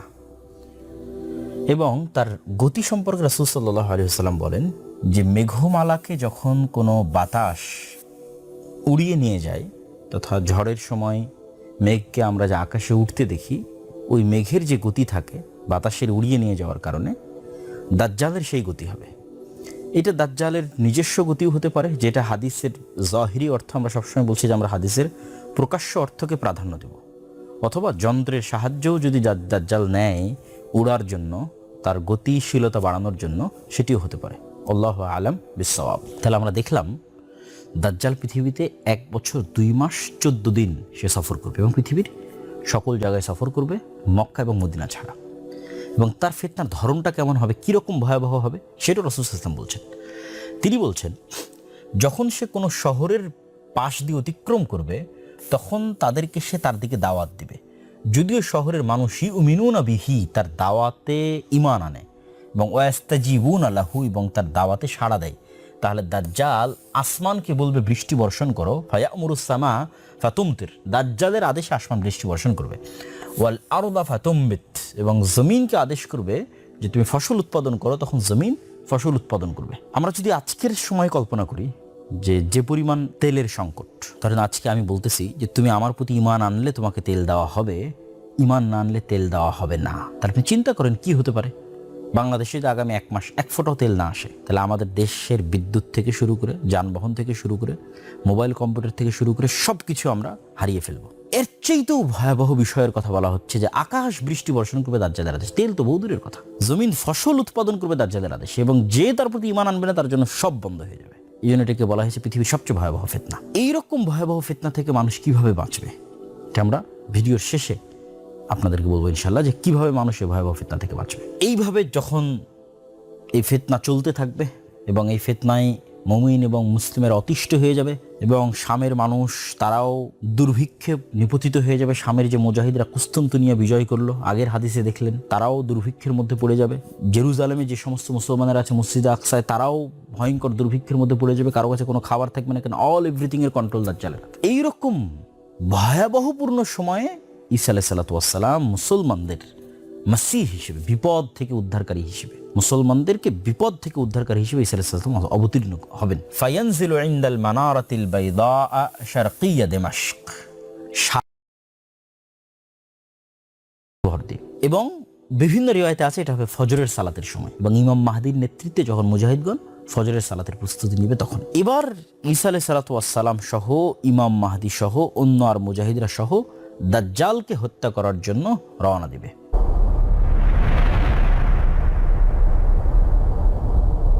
দাজ্জালকে কোথায় হত্যা করবে? বিবাবি লুদ্দিন, জেরুজালেমের লুদ নামক দরজা। চলুন আমরা একটু গুগল ম্যাপ থেকে সেটাও দেখে আসি। দাজ্জালকে যেই জায়গায় হত্যা করা হবে, যেটি রাসূল সাল্লাল্লাহু আলাইহি ওয়াসাল্লামের হাদিসে আমরা দেখলাম এখনই, যে বাব লুদ, এই নামে ইসরায়েলে এখন একটি শহর আছে বাবে লুদ নামে। এই যে আমরা আপনাকে সেটি ইন্ডিকেট করিয়ে দেখাচ্ছি, এটা হচ্ছে তেল আবিব, ইসরায়েলের রাজধানী। ইসরায়েলের রাজধানী তেল আবিবের অতি নিকটে বাবে লুদ নামক জায়গা, এবং বাবে লুদ থেকে জেরুজালেম আপনারা দেখতে পাচ্ছেন, বাবে লুদ থেকে জেরুজালেম দেখতে পাচ্ছি, এবং জেরুজালেম থেকে ডেড সি, এবং ডেড সির পরে আমরা জানি যে আইনে জোগার। প্রিয় দর্শক ও শ্রোতা, আমরা দেখলাম যে জায়গায় দাজ্জালকে হত্যা করা হবে। চলেন আমরা হাদিসটা পূর্ণ করি।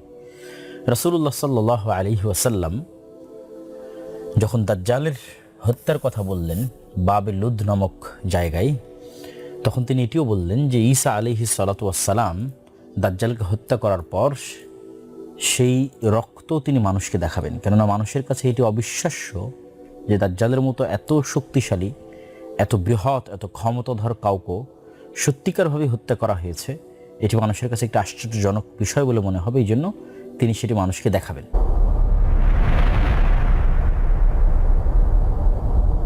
তবে এর চেয়েও আশ্চর্যের বিষয় হচ্ছে যে দাজ্জালের মতো পৃথিবীর সবচেয়ে বড় ভয়াবহ ফিতনাকে পৃথিবী থেকে ধ্বংস করে দেওয়ার পর এমন এক ফিতনার মুখোমুখি হবে ঈসা আলাইহিস সালাতু ওয়াস সালাম এবং তার সঙ্গী সাথী মুমিন মুজাহিদরা, যে ফিতনা মোকাবেলার সক্ষমতা দাজ্জালকে হত্যাকারী ঈসা আলাইহিস সালামেরও থাকবে না। এ কথা আমি বলিনি, রাসূল সাল্লাল্লাহু আলাইহি ওয়াসাল্লাম বলছেন। তিনি বলছেন, আল্লাহ বলেন, আল্লাহ ঈসা আলাইহিস সালামের কাছে ওহী করবেন, ইন্নী ক্বাদ আখরাজতু ইবাদান লি, আমার কিছু বান্দা, মানে আদমের সন্তান, আমার কিছু বান্দা আমি বের করে দিয়েছি, লা ইয়াদানি লি আহাদিম বিকিতালিহিম, কারো পক্ষেই সম্ভব নয় যে তাদের সাথে মোকাবেলা করবে। ঈসা তোমার পক্ষে সম্ভব নয়। যে ঈসা দাজ্জালের মতো বড় ফিতনাকে ধ্বংস করেছে তার পক্ষে সম্ভব নয় এখন আল্লাহর যে বান্দারা বের হবে তাদের সাথে মোকাবেলা করা। তারা কারা? তারাই হচ্ছে ইয়াজুজ এবং মাজুজ। যে ইয়াজুজ এবং মাজুজকে বাইবেলের ভাষায় বলা হয়েছে গগ অ্যান্ড ম্যাগগ। এটা শুধু উচ্চারণের পার্থক্য। ইয়াজুজ এবং মাজুজ, এই ইয়াজুজ এবং মাজুজ যখন বের হবে তখন আল্লাহ সুবহানাহু ওয়া তাআলা ঈসা আলাইহিস সালামকে আদেশ দিবেন যে তুমি আমার বান্দাদের নিয়ে আশ্রয় নাও তুর পাহাড়ে। ফাহারিজ ইবাদি তথা মুমিন এবং মুজাহিদ বান্দাদের নিয়ে কোথায় আশ্রয় নেবে? তুর পাহাড়ে। চলেন আমরা একটু দেখে আসি তুর পাহাড়ের লোকেশন। আপনারা যারা আমার বানু ইসরাইলের বক্তব্য শুনেছেন অথবা আমার ফিলিস্তিন বইটা পড়েছেন তারা অবশ্যই এই সিনাই মরুভূমির কথা ব্যাপকভাবে শুনেছেন। এই যে পাশে আমরা দেখতে পাচ্ছি মিশর, এই সমুদ্র পার হওয়া অবস্থায় ফেরাউন ডুবে গেছে, আর এখানে এসে মুসা আলাইহিস সালাতু ওয়াস সালাম আশ্রয় নিয়েছেন। এই যে তুর পাহাড়, এই তুর পাহাড়ের আশেপাশের অঞ্চলে মুসা আলাইহিস সালাম আশ্রয় নিয়েছেন। এবং এই বিশাল সিনাই মরুভূমিতে যতগুলো ঘটনা, বানু ইসরাইলের পাথর ফেটে পানি বের হওয়া, বানু ইসরাইলের আকাশ থেকে মেঘতে আশ্রয় দেওয়া, জান্নাত থেকে মান্না এবং সালওয়া পাঠানো, এবং তুর পাহাড়ে মুসা আলাইহিস সালাতু ওয়াস সালামের ইবাদত, আরবাঈনা লাইলা ওয়াইদ আদনা মুসা আরবাঈনা লাইলা, 40 রাত ইবাদত। তুর পাহাড় থেকে নেমে এসে দেখলেন যে বানু ইসরাইল শিরকে লিপ্ত হয়ে গেছে। তারপরে এই যে জেরুজালেম, এটা বিজয়ের জন্য আল্লাহর আদেশ, যে তাদেরকে আল্লাহ আদেশ দিলেন তোমরা যাও যুদ্ধ করো। তারা বললো যে না, এখানে আমালেকা গোত্র আছে, বিশাল দেহের শক্তিশালী, আমরা যুদ্ধ করতে যাব না। তখন আল্লাহ তাদের আযাব দিলেন যে 40 বছর তোমরা এই মরুভূমিতে ঘুরপাক খাও। ইয়াতিহুনা ফিল আরদি 40 সানা, এই মরুভূমিতে। তো এই সিনাই মরুভূমিরই একটা বড় অংশ হচ্ছে তুর পাহাড়, যেটা মুসা আলাইহিস সালাতু ওয়াস সালামের স্মৃতির সাথেও সম্পৃক্ত। এই তুর পাহাড়, এই সিনাই মরুভূমি। আর আমরা দেখলাম যে এখনই ঈসা আলাইহিস সালাতু ওয়াস সালাম দাজ্জালকে কোথায় হত্যা করলেন? বাবে লুদ নামক এরিয়ায়। আমি ম্যাপটা এখানে একটু ঘুরিয়ে ধরেছি যাতে একসাথে আপনাদের দাজ্জালের হত্যার জায়গা এবং যেখানে ইয়াজুজ মাজুজ বের হলে আশ্রয় নিতে বলছে আল্লাহ, সেই জায়গাটা আপনাদের দেখাতে পারি। এই যে তুর পাহাড় দেখতে পাচ্ছেন, এতে পাশে আছে মিশর, এই যে কায়রো, এটা হচ্ছে জেরুজালেম বা ফিলিস্তিন বা শাম, আরজু শাম, এটা সিনাই মরুভূমি। আর এই যে তেল আবিবের নিকটস্থ জায়গা বাবে লুদ। এখানে দাজ্জালকে হত্যা করার পর আল্লাহ আদেশ দিবেন তুমি মুমিনদের নিয়ে আশ্রয় নাও এই যে তুর পাহাড়ে, এই তুর পাহাড়ে আশ্রয় নাও। আর আমার এক সৃষ্টি বের হবে যে সৃষ্টির সাথে কেউই পারবে না। তো আমরা দেখছিলাম ইয়াজুজ এবং মাজুজ বের হবে এবং ঈসা আলাইহিস সালাতু ওয়াস সালাম মুমিনদের নিয়ে তুর পাহাড়ে আশ্রয় নেবে। ইয়াজুজ এবং মাজুজের প্রথম দল বুহাইরা তাবারিয়া, ওই সেম সি অফ গ্যালিলি আপনাদের দেখিয়েছি, ওটা অতিক্রম করার সময় সেটা সম্পূর্ণ পানি তারা পান করে নেবে। এই হাদিস থেকে একটা বিষয় আমাদের প্রশ্নবোধক চিহ্ন তৈরি হয় যে দাজ্জাল যখন জিজ্ঞেস করলো যে এই বুহাইরা তাবারিয়ায় অচিরে একদিন পানি থাকবে না, তো অনেকেই মনে করে যে বুহাইরা তাবারিয়ার পানি দাজ্জাল বের হওয়ার আগেই শেষ হয়ে যাবে। তো দাজ্জাল বের হওয়ার আগে যদি সি অফ গ্যালিলি বা বুহাইরা তাবারিয়ার পানি শেষ হয়ে যায়, তাহলে ইয়াজুজ মাজুজ কিভাবে বুহাইরা তাবারিয়ার পানি পান করে? এটা একটা প্রশ্নবোধক। সুতরাং ওই হাদিসের অর্থ এরকম মনে করা, একদম ফাইনাল করে ফেলা যে দাজ্জাল বের হওয়ার আগেই নাখাল বাইসানের সকল খেজুর শেষ হয়ে যাবে, দাজ্জাল বের হওয়ার আগেই বুহাইরা তাবারিয়ার পানি শেষ হয়ে যাবে, একদম নির্ধারিত করে ফেলা, এইটার আসলে কোনো দলিল কোরআন এবং হাদিসে পাওয়া যায় না। বরং একদিন থাকবে না, এটার দ্বারা উদ্দেশ্য এটাও হতে পারে যে ইয়াজুজ মাজুজ একদিন এই সমুদ্রের পানি খেয়ে ফেলবে। এটাই উদ্দেশ্য হতে পারে, যেটা এই হাদিস থেকে বোঝা যাচ্ছে। আল্লাহু আ'লাম বিসওয়াব, সঠিক জ্ঞান আল্লাহ সুবহানাহু ওয়া তাআলার কাছে আছে। তো যখন এই ইয়াজুজ মাজুজের এই ভয়ঙ্কর ফিতনা পৃথিবীতে ছড়িয়ে পড়বে, তখন ঈসা আলাইহিস সালাতু ওয়াস সালাম মুমিনদের নিয়ে যে তুর পাহাড়ে আশ্রয় নিলেন, সেখানে তো কোনো খাবার নাই, পানি নাই, সারা পৃথিবী ইয়াজুজ মাজুজে পরিপূর্ণ, এবং তাদের সংখ্যা এত পরিমাণে বেশি হবে যে এই ভয়ঙ্কর ভয়াবহ ফিতনা অবস্থায় যখন কোনো খাবার পানি কিচ্ছু থাকবে না, ভয়ঙ্কর ভয়াবহ দুর্ভিক্ষ দেখা দিবে, তখন যে নবী নিজে হাতে দাজ্জালের মতো পৃথিবীর সবচেয়ে বড় ফিতনাকে ধ্বংস করলেন, সেই নবী এবং তার সঙ্গী সাথী সকলেই আল্লাহ সুবহানাহু ওয়া তাআলার দিকে একনিষ্ঠ মনে ফিরে যাবেন এবং আল্লাহ সুবহানাহু ওয়া তাআলার নিকটে দোয়া করবেন এবং আল্লাহর কাছে কান্নাকাটি করবেন যেন এই মহাবিপদ থেকে, ফিতনা থেকে তাদের মুক্তি দেওয়া হয়। তাদের দোয়া শ্রবণ করার মাধ্যমে আল্লাহ সুবহানাহু ওয়া তাআলা এক প্রকার পোকামাকড় তাদের কাঁধে দিয়ে দিবেন এবং সেখান থেকে এমন এক অসুস্থতা হবে যে তারা মৃত্যুবরণ করবে এবং সবাই মৃত্যুবরণ করবে, একসাথে একবারে মৃত্যুবরণ করবে। কামাউতি নাফাসিন ওয়াহিদাতিন, যেন একটা নাফসের মৃত্যু যেমন হয়, এরকম লক্ষ লক্ষ কোটি কোটি ইয়াজুজ মাজুজ একবারে শেষ হয়ে যাবে। তখন নবিউল্লাহ ঈসা, আল্লাহর নবী ঈসা পৃথিবীতে নেমে আসবেন, তুর পাহাড় থেকে দুনিয়াতে নেমে আসবেন, কিন্তু পৃথিবীতে এক বিঘত জায়গাও খালি পাবেন না যেটা বসবাসের মতো। কেন? ওই ইয়াজুজ মাজুজের মৃত লাশের গন্ধে। কেন? তাদের সংখ্যা এত বেশি। ইয়াজুজ মাজুজের সংখ্যাধিক্য বুঝতে গিয়ে একটা হাদিস আমরা সামনে রাখতে পারি যে হাদিসে রাসূলুল্লাহ সাল্লাল্লাহু আলাইহি ওয়াসাল্লাম বলছেন যে আদম সন্তানের প্রতি 1000-এ 999 জন জাহান্নামী বা জাহান্নামে যাবে। তখন সাহাবীরা অতি চিন্তিত হয়ে যায়, এখানে রাসূল সাল্লাল্লাহু আলাইহি ওয়াসাল্লাম বলছেন মিন কুল্লি আলফিন 999, প্রত্যেক 1000 থেকে 999 জন।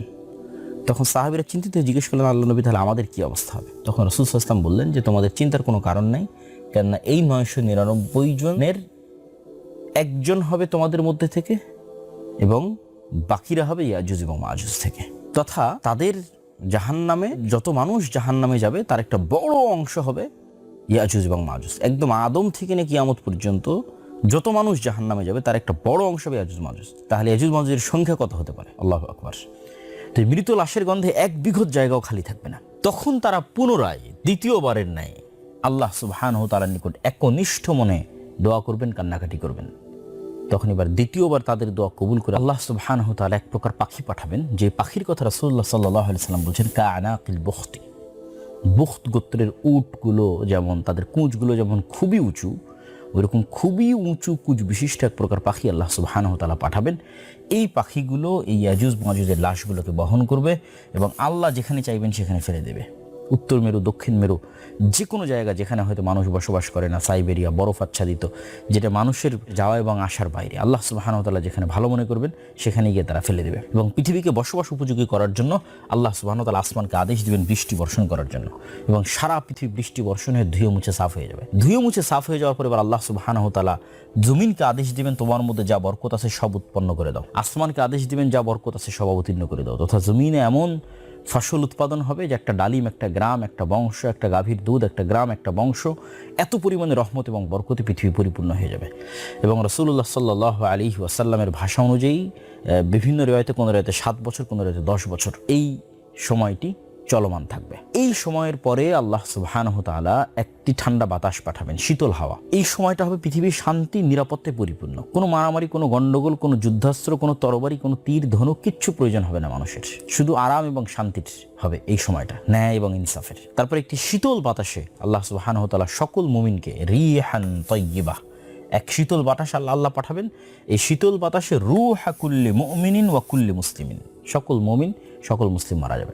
শুধু কারা বাকি থাকবে? শিরারুন নাস, ফাসিক এবং ফাজির মানুষেরা বাকি থাকবে। এই ফাসিক এবং ফাজির মানুষদের উপরই একটা সময় গিয়ে কিয়ামত কায়েম হবে। কতদিন পরে ওটাও আল্লাহ সুবহানাহু ওয়া তাআলা ভালো জানেন, ওটাও আমরা জানি না। কিন্তু ওই সময়গুলো সেই সময় যখন কোরআন থাকবে না, কালিমা লা ইলাহা ইল্লাল্লাহ থাকবে না, আল্লাহর নাম উচ্চারণ করার মতো কেউ থাকবে না, মক্কায় হজ হবে না, কাবা ঘর ধ্বংস হয়ে যাবে। ওই সময়গুলো হচ্ছে সেই সময় যখন মানুষ কুকুর শ্রীগালের ন্যায় খোলা মাঠে যৌন মিলনে লিপ্ত হবে, কোনো লজ্জাবোধ কাজ করবে না।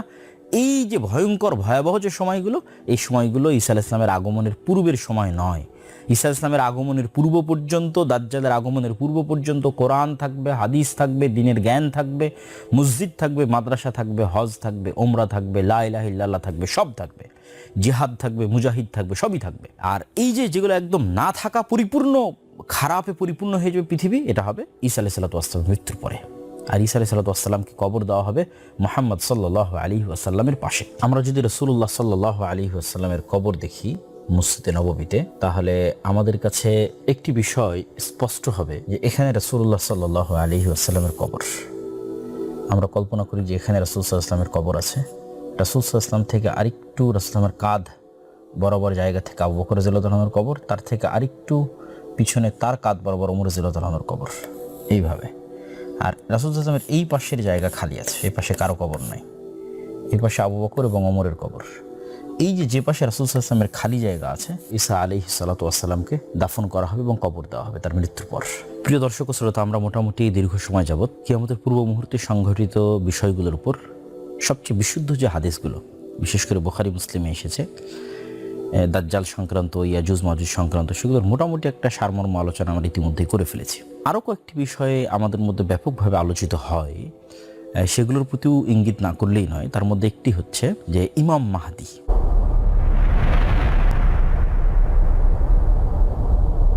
ইমাম মাহদী সংক্রান্ত কিছু আকীদা এবং বিশ্বাস আছে শিয়াদের, আর কিছু আকীদা এবং বিশ্বাস আছে আহলুস সুন্নাত ওয়াল জামাতের।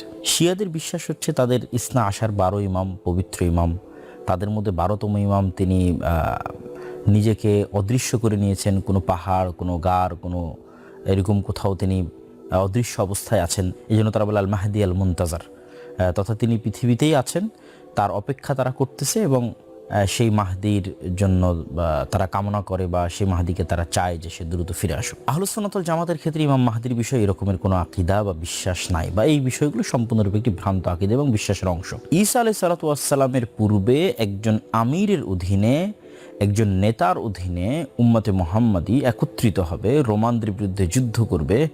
এবং কিছু কিছু হাদিসে আছে যে তার হাত দিয়ে পৃথিবীতে ন্যায় এবং ইনসাফ প্রতিষ্ঠা হবে ঈসা আলাইহিস সালামের আগমনের পূর্বেই।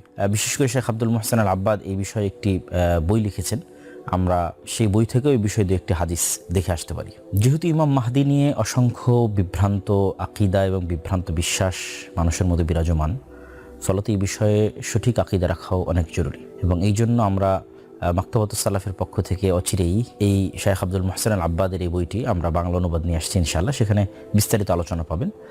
আমি সেখান থেকে শুধু একটি হাদিস আপনাদের সামনে তুলে ধরতে চাই। আবু দাউদে বর্ণিত হাদিস, যে রাসূলুল্লাহ সাল্লাল্লাহু আলাইহি ওয়াসাল্লাম বলেন, আব্দুল্লাহ বিন মাসউদ রাদিয়াল্লাহু তাআলা থেকে বর্ণিত, যে যদি পৃথিবী ধ্বংস হতে একদিনও বাকি থাকে, তবুও আমার আহলে বাইত তথা রাসূল সাল্লাল্লাহু আলাইহি ওয়াসাল্লামের বংশ, রাসূল সাল্লাল্লাহু আলাইহি ওয়াসাল্লামের আহলে বাইত মানে শুধু ফাতেমা রাদিয়াল্লাহু তাআলা আনহা নন, বা আহলে বাইত মানে শুধু হাসান এবং হোসাইন নয়। আহলে বাইত মানে আমরা এর আগে অন্য আরেক বক্তব্যে বিস্তারিত আলোচনা করেছি, আহলে বাইতের মধ্যে রাসূল সাল্লাল্লাহু আলাইহি ওয়াসাল্লামের চাচারাও আছেন, তথা আলী ইবনে আবি তালেবের অন্য আর যারা ভাই আছে। আবু তালেব তো রাসূল সাল্লাল্লাহু আলাইহি ওয়াসাল্লামের চাচা, তার এক ছেলে তো আলী, আর এক ছেলে জাফর ইবনে আবি তালেব, যিনি মুতার যুদ্ধে শহীদ হয়েছেন। তো এরকম রাসূল সাল্লাল্লাহু আলাইহি ওয়াসাল্লামের আরেক চাচা আব্বাস বিন আব্দুল মুত্তালিব, যার এক ছেলে হচ্ছে আব্দুল্লাহ বিন আব্বাস। তো এক কথায় বানু হাশিম, রাসূল সাল্লাল্লাহু আলাইহি ওয়াসাল্লাম কুরাইশের যেই গোত্র হাশিম, এই হাশিমি গোত্রের মধ্যে তিনি আসবেন, তথা কুরাইশ বংশের মধ্যে তিনি আসবেন। এবং তার নামের সাথে আমার নাম মিল থাকবে, তার পিতার নামের সাথে আমার পিতার নাম মিল থাকবে, তথা মুহাম্মদ বিন আব্দুল্লাহ। তিনি পৃথিবীকে এমনভাবে ন্যায় এবং ইনসাফ দিয়ে পরিপূর্ণ করে দিবেন যেমনভাবে তার পূর্বে পৃথিবী অত্যাচার এবং জুলমে পরিপূর্ণ ছিল। তো কাছাকাছি এই ধরনেরই মোটামুটি অনেক হাদিস একত্রিত তিনি করেছেন। তার মধ্যে সহিহাইনে তথা সহিহ বুখারী এবং মুসলিমে সরাসরি মাহদি নামে নাই, কিন্তু বুখারী এবং মুসলিমে যেগুলো আছে সেটা হচ্ছে ঈসা আলাইহিস সালাম আসার পূর্বে যে ইমামের অধীনে মুসলমানগণ একত্রিত হবে, যে আমির ঈসা আলাইহিস সালামকে বলবে যে আপনি সালাত আদায় করান, পরে ঈসা আলাইহিস সালাম সে আমিরকে বলবে আপনি সালাত আদায় করান, এই বর্ণনাগুলো আছে। তো ওগুলো থেকে ইন্ডিকেট পাওয়া যায় যে হ্যাঁ, ঈসা আলাইহিস সালামের আগমনের পূর্বে একজন আমিরের অধীনে মুসলমানেরা একত্রিত হবে। আর সরাসরি মাহদির নাম নিয়ে সহিহ বুখারী এবং মুসলিমের বাইরে অনেক হাদিস আছে যেগুলো একত্রিত করলে হাসান বা সহিহ স্তরের হয়, সেগুলো এখানে এই বই একত্রিত করা আছে। তার মধ্যে একটি হাদিস আপনাদের সামনে তুলে ধরলাম। এখানে আমাদের একটা বিষয় মনে রাখতে হবে যে ইমাম মাহদি বা মাহদি বিষয়ে আমাদের বিশ্বাস কি হবে। মাহদি বিষয়ে আমাদের বিশ্বাস হবে যে আবু বকর, ওমর, উসমান, আলী রাসূল সাল্লাল্লাহু আলাইহি ওয়াসাল্লামের পরে এবং রাসূল সাল্লাল্লাহু আলাইহি ওয়াসাল্লামের সাহাবীরা সর্বশ্রেষ্ঠ, এবং সাহাবীদের মধ্যে জান্নাতের সুসংবাদপ্রাপ্ত যারা তারা সর্বশ্রেষ্ঠ। জান্নাতের সুসংবাদপ্রাপ্তদের মধ্যে এই চারজন খলিফা সর্বশ্রেষ্ঠ। এই চারজনের মধ্যে সর্বশ্রেষ্ঠ আবু বকর রাদিয়াল্লাহু তাআলা আনহু। তথা ইমাম মাহদির এরকম কোনো ব্যক্তিত্ব নন যিনি আবু বকরের চেয়ে শ্রেষ্ঠ, ওমরের চেয়ে শ্রেষ্ঠ, ওসমান, আলী রাদিয়াল্লাহু তাআলার চেয়ে শ্রেষ্ঠ, বা রাসূল সাল্লাল্লাহু আলাইহি ওয়াসাল্লামের অন্য কোনো সাহাবীর চেয়ে শ্রেষ্ঠ। তবে হ্যাঁ, তিনি একজন সৎ নেতা, একজন সৎ আমির, এবং এতটুকুই আমাদের বিশ্বাস তার সম্পর্কে থাকবে। তবে তার সৈন্যবাহিনীর আমাদের অংশ হতে হবে, তিনি কখন বের হলেন, কোথায় বের হচ্ছেন, এটা সম্পর্কে আমাদের খোঁজ খবর রাখতে হবে। এই বিষয়গুলো কেন উচিত নয়? এই জন্য উচিত নয় যে এই জামানাটা হচ্ছে ফিতনার জামানা। দাজ্জাল এবং দাজ্জালের পূর্ব মুহূর্তের যে ফিতনা, এটা ফিতনার জামানা। আর রাসূল সাল্লাল্লাহু আলাইহি ওয়াসাল্লাম ফিতনা থেকে পরিত্রাণ চাইতে আমাদের শিখিয়েছেন, আল্লাহু নাউযুবিকা মিন ফিতনাতিল মাসিহিদ দাজ্জাল। তথা আমাদের কামনা হবে যেন মাসিহিদ দাজ্জালের যুগ আসার পূর্বেই, ঈসা ইসলামের যুগ আসার পূর্বেই, ইমাম মাহদির যুগ আসার পূর্বে আমরা যেন ঈমান নিয়ে পৃথিবী থেকে বিদায় নিতে পারি। এবং ইমাম মাহদি আসলে বা ঈসা আলাইহিস সালাম আসলে নতুন কোনো দিন আসবে, নতুন কোনো আসমানি কিতাব আসবে, নতুন কোনো হাদিস তৈরি হবে, এরকম কিছু নাই। বরং যেই কোরআন, যেই হাদিস এখন আমাদের কাছে আছে, যে কোরআন এবং হাদিস মানার জন্য দাজ্জাল তামিম আদ-দারির ওই হাদিসে তাদেরকে বলেছিল যে তোমাদের উচিত হবে মুহাম্মদ সাল্লাল্লাহু আলাইহি ওয়াসাল্লামের কথা মেনে নেওয়া, ওই মুহাম্মদ সাল্লাল্লাহু আলাইহি ওয়াসাল্লামের আনিত কোরআন এবং হাদিসের উপরই ইমাম মাহদি এবং ঈসা আলাইহিস সালাম আমল করবেন। তাহলে আমাদের কাজ কি? আমাদের কাজ তো আমাদের কাছে আছেই, যে কোরআন এবং হাদিস আমাদের কাছে, সেটার উপর আমাদের আমল করতে হবে। আমাদের ঈমান এবং সালাতের উপর আমাদেরকে অটল থাকতে হবে ফিতনা থেকে বাঁচার জন্য, যেটা আমি আমাদের এই আলোচনা শেষে আরেকবার বলবো। তবে হ্যাঁ, কে ইমাম মাহদি প্রকৃত অর্থে, এটা বুঝার কোনো আলামত আছে কিনা? এটা বুঝার একটা আলামত হতে পারে যে মুসলমানেরা তার নেতৃত্বে একত্রিত হবে, তিনি নেতা হতে চাইবেন না, মক্কায় মানুষেরা জোরপূর্বক তাকে নেতা করবে, তিনি নিজে নেতৃত্বে দাবি করবেন না, তিনি নিজে দাবি করবেন না যে আমি ইমাম মাহদী আসো আমার কাছে বায়াত গ্রহণ করে, এরকম কোনো দাবি তিনি করবেন না। মানুষেরাই জোর করে তাকে নেতা বানাবে। এবং আরও একটি বড় আলামত যেটা অন্য একটি হাদিসে পাওয়া যায়, সেটি হচ্ছে রাসূলুল্লাহ সাল্লাল্লাহু আলাইহি সাল্লাম বলেছেন যে পৃথিবীর পূর্বে একটা বিশাল ভূমিধস হবে, পশ্চিমে একটা ভূমিধস হবে, আর আরব ভূখণ্ডে একটা ভূমিধস হবে। এবং কিছু কিছু হাদিসে আরব ভূখণ্ডে ভূমিধসের এই জায়গাটা নির্ধারিত করা আছে। এখানে আপনাদের সামনে সহিহ মুসলিমের আমরা একটা হাদিস তুলে ধরেছি, যেখানে আরব ভূখণ্ডে ভূমিধসের জায়গাটা নির্ধারণ করা আছে বাইদা নামক জায়গায় ভূমিধসটা হবে।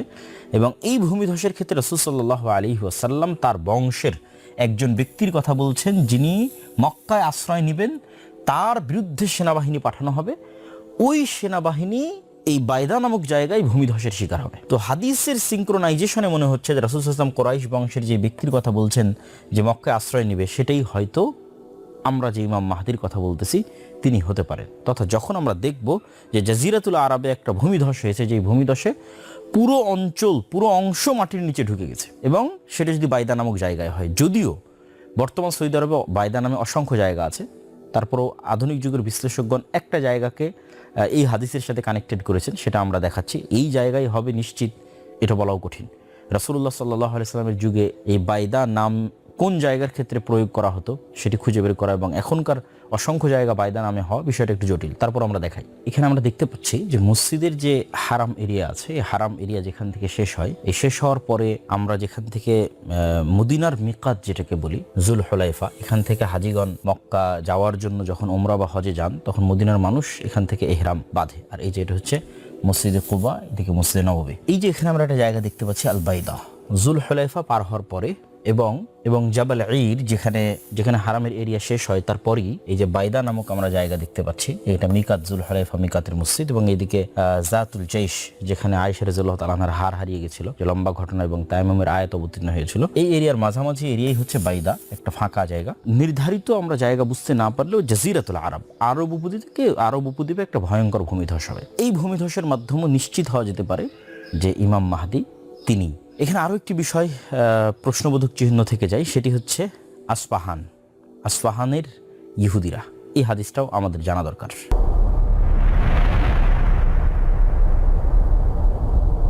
রাসূলুল্লাহ সাল্লাল্লাহু আলাইহি ওয়াসাল্লামের আরেকটি আশ্চর্যজনক হাদিস, সেই হাদিসটি হচ্ছে দাজ্জাল যখন বের হবে, ইয়াতবাউদ দাজ্জাল মিন ইয়াহুদি আসবাহান ৭০ আলফান। দাজ্জালের অনুসারী কারা হবে, দাজ্জালের সাথে কারা থাকবে, কারা দাজ্জালের আনুগত্য করবে, অনুসরণ করবে এবং দাজ্জালের হয়ে লড়াই করবে। তো রাসূল সাল্লাল্লাহু আলাইহি ওয়াসাল্লাম বলছেন যে ইস্পাহানের ৭০,০০০ ইহুদি দাজ্জালের অনুসারী হবে। তো চলেন আমরা দেখে আসি ইস্পাহান শহরটি কোথায়। বর্তমান যে ইরান, এই ইরান অঞ্চল এবং ইরানের আশেপাশের অঞ্চলগুলো বা মধ্য এশিয়ার অঞ্চলগুলো ইসলামে বিভিন্ন দিক থেকে খুবই গুরুত্বপূর্ণ। তার মধ্যে একটা হাদিস আপনাদের জানা আছে, রাসূল সাল্লাল্লাহু আলাইহি ওয়াসাল্লাম বলেছেন যে দিন যদি সুরাইয়া তারকার ওখানেও থাকে, তবুও খোরাসান অঞ্চল, মাওয়ারা ইন নাহার, এই অঞ্চলের মানুষেরা সেখান থেকে দিন নিয়ে আসবে। এবং আমরা যদি দেখি যে হাদিস শাস্ত্রের যে ইতিহাস, এই ইতিহাসে সবচেয়ে অবদান কাদের বেশি, তাহলে আমরা দেখব এই অঞ্চলগুলো একসময় ইলমের মার্কাজ ছিল। এই যে নিশাপুর, এই নিশাপুর ইলমের অনেক বড় মার্কাজ, এটা আজকের ইরানের অন্তর্ভুক্ত। এই যে তেহরান, এই তেহরানের নিকটবর্তী অঞ্চল হচ্ছে আবু হাতেম আর রাজি, আবু জুরআ আর রাজি, তাদের যে দার্সের জায়গা রায়, সেই অঞ্চল। তারপর আসবাহান, এখান থেকে অসংখ্য আলেম ওলামা বের হয়েছে, আবু নুআইম আল আসবাহানি থেকে শুরু করে আরও অসংখ্য আলেম ওলামা, যেমন নিশাপুরি ইমাম হাকিম, অনেক বড় মুহাদ্দিস, মুস্তাদরাক হাকিমের লেখক। তো এই অঞ্চলগুলো থেকে যদি আমরা আরও একটু মাওরাই নাহার তথা আমুদরিয়া এবং শিরদরিয়ার ওইদিকে যাই, তাহলে দেখবো ইমাম বুখারী, ইমাম মুসলিম নিজে নিশাপুরের, ইমাম বুখারী, মুসলিম, আবু দাউদ, নাসাই, তিরমিজি, তারা সব এই অঞ্চল থেকে তাদের আগমন ঘটেছে। কিন্তু এই অঞ্চল সম্পর্কে রাসূলুল্লাহ সাল্লাল্লাহু আলাইহি ওয়াসাল্লামের আরেকটি ব্যতিক্রম হাদিস, যেটি আমরা কিছুক্ষণ আগে শুনলাম, যে এই আসফাহান থেকে ৭০,০০০ ইহুদি কিয়ামতের পূর্ব মুহূর্তে দাজ্জালের অনুসারী হবে। সুতরাং এটি একটি চমকে দেওয়ার মতো বিষয় যে এখন আসফাহান একটি ইরান শাসিত অঞ্চল এবং একটি শিয়া শাসিত অঞ্চল। হয়তো অদূর ভবিষ্যতে, আল্লাহু আলাম, আল্লাহ ভালো জানে, ৭০,০০০ মানে তো অনেক মানুষ, তথা অদূর ভবিষ্যতে এরকমও হতে পারে যে আজকের যে ইসরায়েল বা আজকের যে জেরুজালেম, সেখান থেকে ইহুদিরা সব বিতাড়িত হয়ে আসফাহানে গিয়ে আশ্রয় নিল, এবং যখন দাজ্জাল বের হচ্ছে তখন আসফাহানের সকল ইহুদি দাজ্জালের অনুসারী হচ্ছে। হতেও পারে, আল্লাহু আলাম, আল্লাহ সুবহানাহু ওয়া তাআলা ভালো জানে।